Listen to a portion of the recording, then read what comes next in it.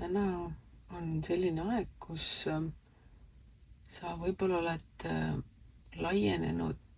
ja suurendanud oma mõjuvälja, kuid võib-olla peaksid sellele natukene rohkem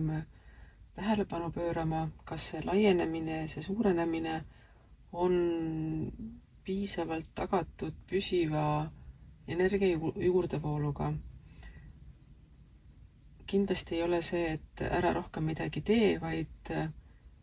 vaata üle see, mida sa oled saavutanud, tee sellele nii-öelda inventuur, vaata, kas sul on jõuvarusid, et siit kohast edasi minna, ning siis hakka tegutsema edasiminemise suunal. Aga see edasiminemine tähendab kindlasti seda, et praegu ei ole mõistlik teha selliseid otsuseid, mis naelutaksid sind ühte kohta paigale. Võib-olla tee edasimineku otsuseid just sellises mõttes, et sulle jääksid nii-öelda erinevad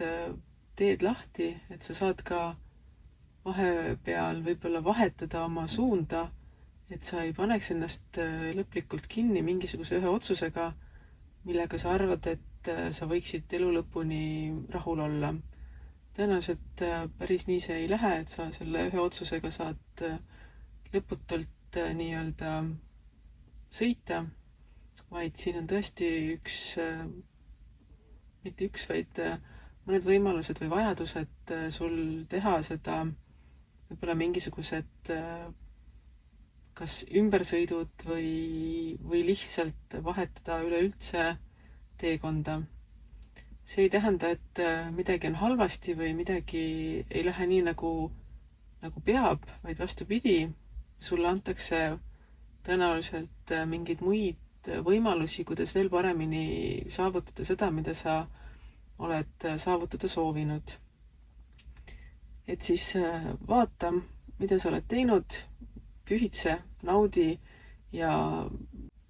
täna ennast selle eest, millega sa oled hakkama saanud. Tee üks hetk puhkust ning siis mine sama hooga edasi või isegi veel parema hooga